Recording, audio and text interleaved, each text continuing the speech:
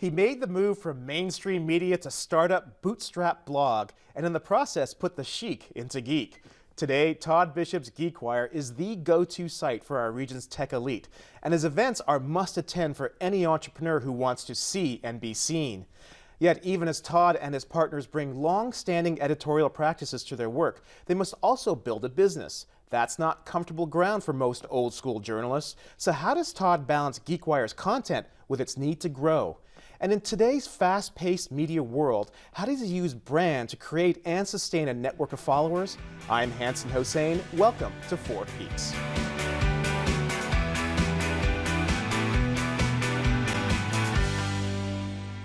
Todd, welcome. Thank you, Hanson. So I think it was just over 2 years ago that we sat down and with John Cook, your co-founder, and said you guys had a new idea for this business, and we were in Fremont at the Red Door, and you sort of presented the GeekWire idea to me. We did, and you said, hey, don't do it, you're crazy.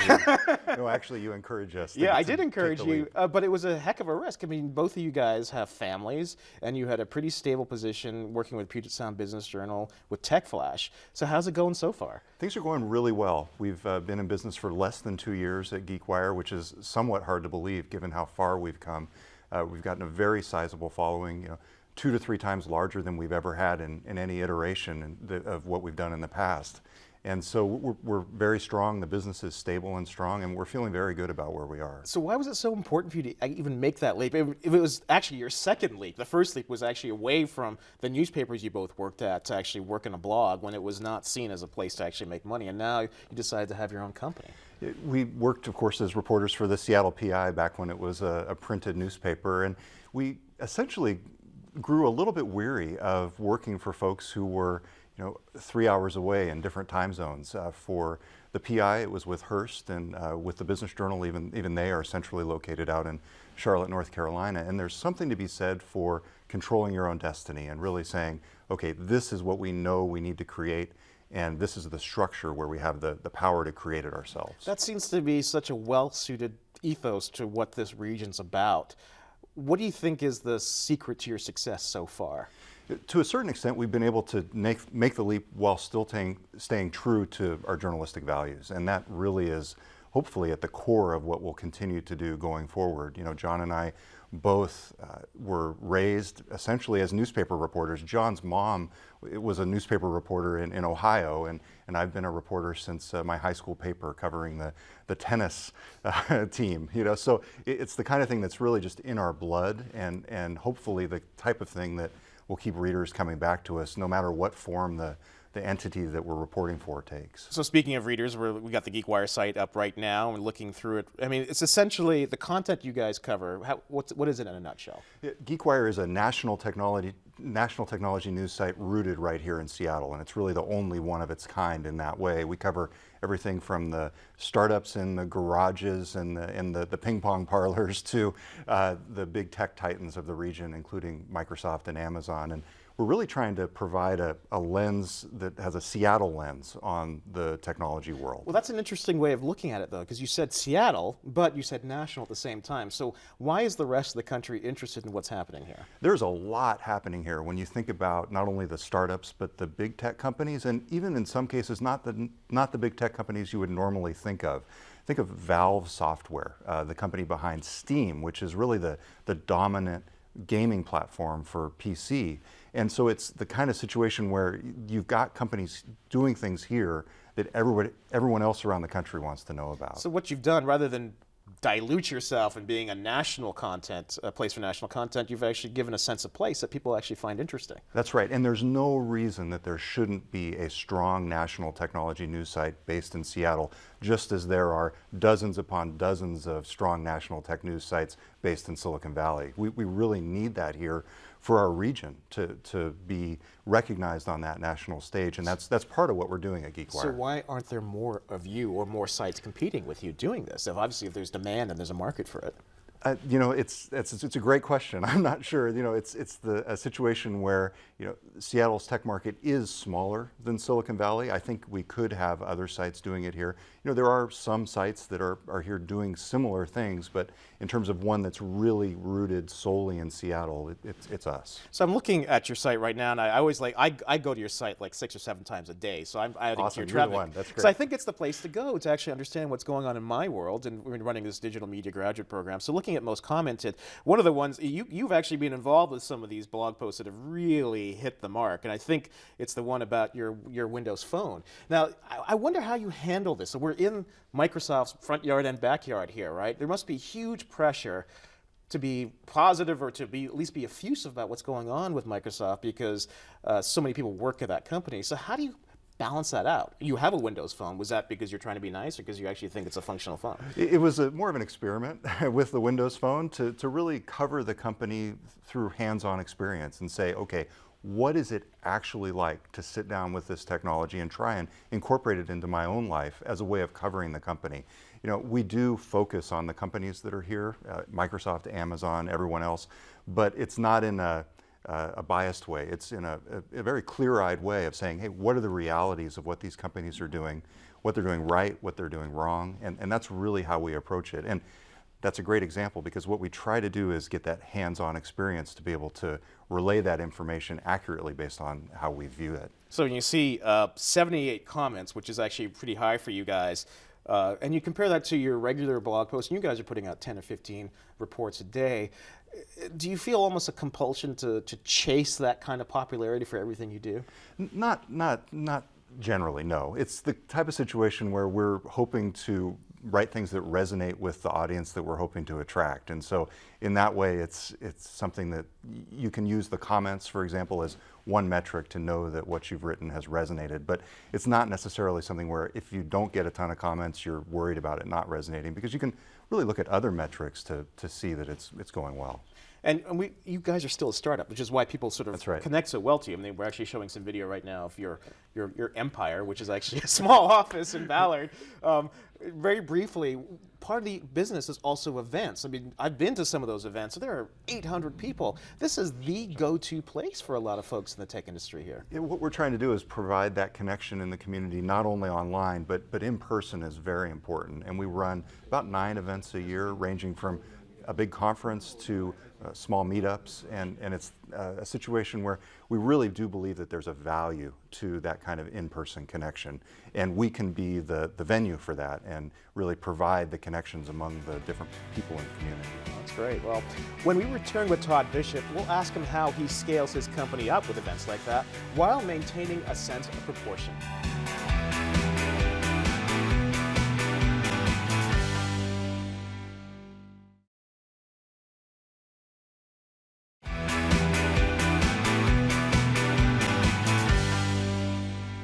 We're back with journalism pioneer Todd Bishop. And I say pioneer, I'm Todd. going to catch no end in the office for that one. But it was quite a leap, at least for this region, where there's been such a strong wall between the business side of journalism and the editorial to actually do what you did with both TechFlash and especially with GeekWire. And you've got a a background in business and journalism, so you're always open to the idea. But how have you managed to balance the two, making sure that you're providing that strong ethical editorial content while still paying the bills? It's a great question. And keep in mind, back in the days of the Seattle PI, the sales representatives weren't even in the same building. Under the joint operating agreement with the Seattle Times, they were across town, so we weren't even really exposed to that side. So it's even more radical than you might imagine. My colleague John Cook and I make sure that we're operating at a strategy level. We're saying this is where the business should be headed, and we're fortunate to work with our business partner Jonathan Sposato on a lot of those high-level areas. We do have a sales representative who's there working with us day to day, and she is the person, Sarah Camp, who really leads the charge on that effort. So in that way, it's still a separation of church and state in the daily sales, whereas we're setting the overall strategy for the business in collaboration with the rest of the team. And we're seeing this all around the world, actually, that the ethical dilemmas that media and business are facing, even for example, us. I mean, we're having this conversation right now. I know you. John is on our advisory board. We're advertising on GeekWire. But It's not because we have this relationship that we're doing this show. It's actually because there's something substantively interesting here. But we have to balance those two out. It's true, and really I think journalists traditionally would have not been involved in the community to the extent that any of us are, and these kinds of relationships that we build up are really just a function of that. We're really out there experiencing and living what we're writing about to a large extent, and so it's only a natural result that I would know who you are and we would have a relationship. That's interesting. I mean, that's the primary foundation to your success, is that you have built up this incredible community. The relationships that you guys have with the people that you cover is quite amazing. And so even as you look to grow GeekWire as a business, how do you manage to maintain those fundamental connections and still expand? That is one of the big challenges that we face. It's a question of how do we still focus on the Seattle area and be true to our roots while expanding the business broadly. And we've talked about a wide variety of things. Everything from expanding into new vertical niches that are actually non-technology related to new geographies, and those doors are all still very much open. It's something that we talk about very frequently and look for new opportunities to expand. So if you actually had a firm point on the horizon right now in terms of where you want to be, what are you thinking about right now? What are the challenges that you're facing to get there? One of the big ones is scaling up while still maintaining our profitability and being solid as a business, and that is one very interesting thing. We raised some investment capital, a small amount at the very beginning. We've been able to grow and thrive while not going out and raising any further funding, by just funding the business through its ongoing operations. And so that challenge of getting bigger while still maintaining true to those somewhat bootstrappy roots, we're still taking the bus when we go to conventions, that kind of thing. We're very careful and conservative with the money that we have and the funds that we've raised, and so the big challenge is getting bigger while staying true to those roots. What are you afraid of, that all these startups that you managed to cover will suddenly say, oh, you're the New York Times, you're the Wall Street Journal, you're too big to talk to us, we don't have that connection with you anymore, Todd? Well, if we do start expanding nationally, that is one thing that we'll need to be careful about, to make sure that we're true to the communities that we've really built the success of our business covering, and that is one thing that we'll really have to focus on. Because I've even noticed, so when I read through the blog, I love the comments. And what's amazing is some people can really accuse you guys of the craziest things, because that's what happens in the comments. Oh, sure. Yeah. But you are so good at responding to them. Well, I credit this to the PI reader representative back in the day, Glenn Drosendahl, who explained to us, hey, look, these are not personal attacks on you. These are readers interacting with you. This is how they happen to be interacting. Don't take it personally. And that really comes back to this bigger theme where we have these journalistic roots. We've been around, we've done this for a while. Yes, we're playing in this new arena, but we can apply what we've learned over the years to what we're doing now. Well, I think we're going to take that challenge on when we come back. So after the break, we'll help extend Todd Bishop's reach.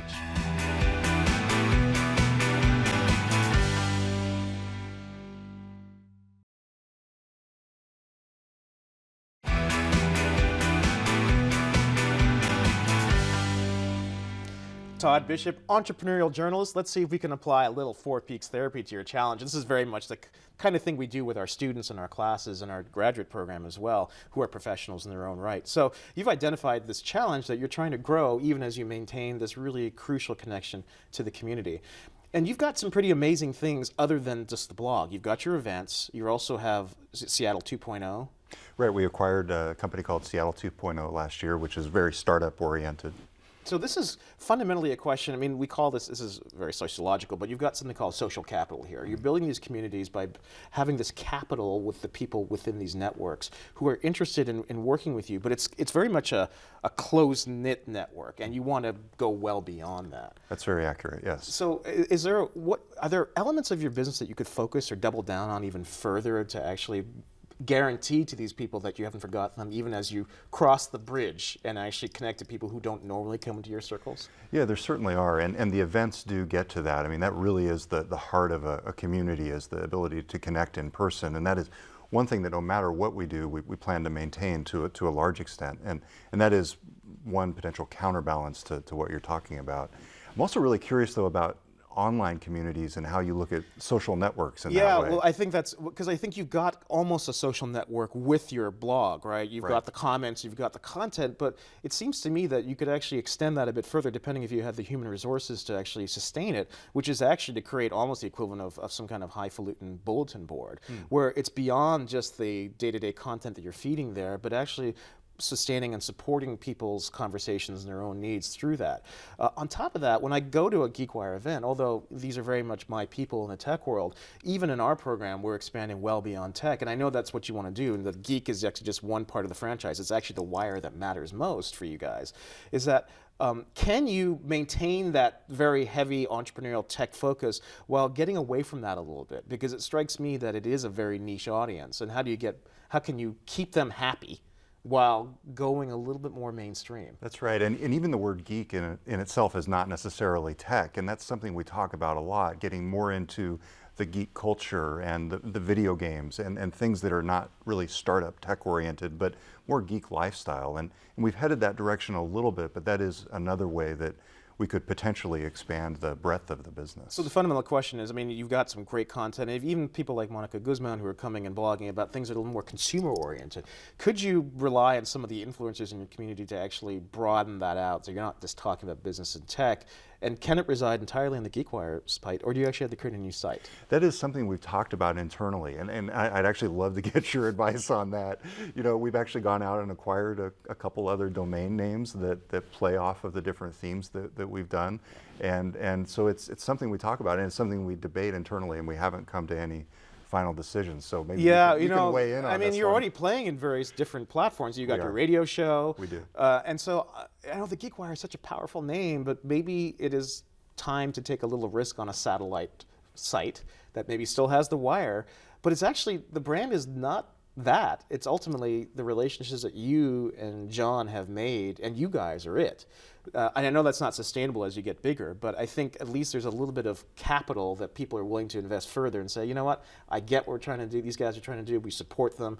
You know, let's see what they can do. So maybe it is time to actually do what we talked about 2 years ago and say, let's create that second wire site. Maybe make that more of a social platform and get away a bit from the geeky tech stuff and get more into stuff that isn't being covered. There's a lot of things that aren't being covered in this region adequately. It sounds like we need to go back to the Red Door and That's right. sit down and hash this one out. Exactly. No, absolutely. I think it's a great point, and it's something that's certainly on the horizon for us in terms of expanding into other verticals. That is a potential path that we could take. Yeah, and as you look at all this, recognize that, and don't be shy about it, that you guys are quasi-celebrities in this region.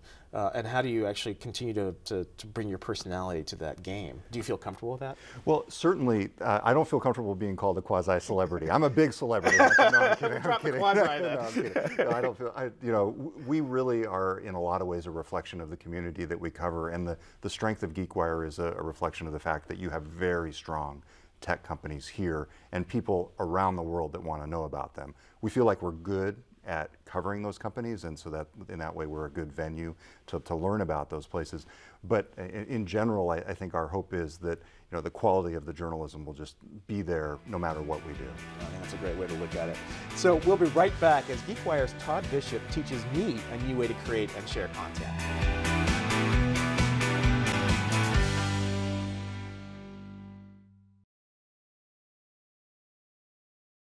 Four Peaks is made possible by generous support from Weber Shandwick.